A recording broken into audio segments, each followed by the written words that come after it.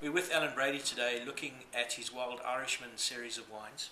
And what's really been quite insightful, we've been lucky enough to see the 6 all the way through to the 10. These wines are only available to our loyalty club customers. We did the 08 about 8 months ago, and the people who bought last year will get first option on the 9s, which are already in Singapore.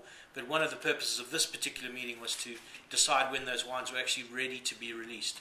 And I think what might be really fantastic is just to ask Alan to describe the 2 vineyards and the different characteristics that come from these 2 vineyards, which are the backbone of what he does. So, Alan, if you could do that for us and talk about the 2 wines we've got, that would be fantastic. How long have you got? Well, you can't talk about wines in any better location than this place where they grow. Yeah, absolutely. And that's where we are. We're sitting in the Gibson Valley, where the 3 Colleens comes from. And just over the hill, 15 kilometers as the crow flies, slightly longer by road, is where the Bannockburn comes from. And my interest obviously is in expressing the difference of the 2 sites, because they are different sites. One is about 230 meters above sea level, the other is 480 meters above sea level, Gibbston.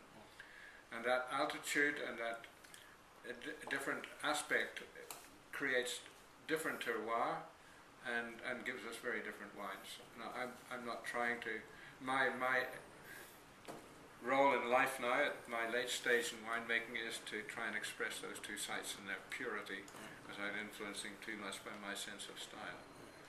So Gibbston for me is always about elegance. It's always a lighter wine. It's always more supple, more sensuous.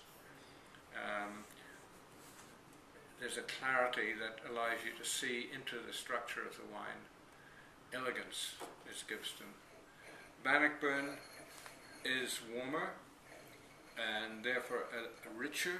The fruit produces richer textures and often a bigger structure, but not always, but certainly richer, more complex textures, brighter fruit, more cherry-driven fruit, whereas the Gibbston, both on the nose and the palate, is more about the altitude, more about the dried herbs and the mountain flowers that we get in this valley.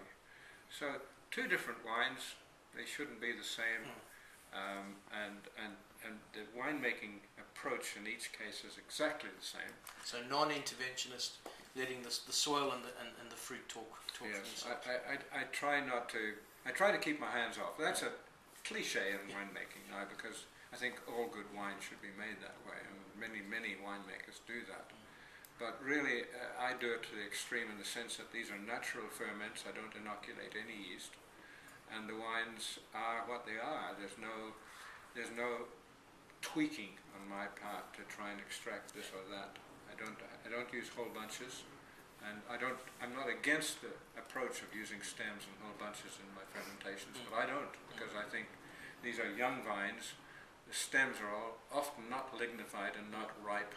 So you're going to get that green. I'm going to get a green herbaceous character. Yeah. All right, terrific. Thanks so much. We're going to go into the cellar now and taste some barrel samples of the 11.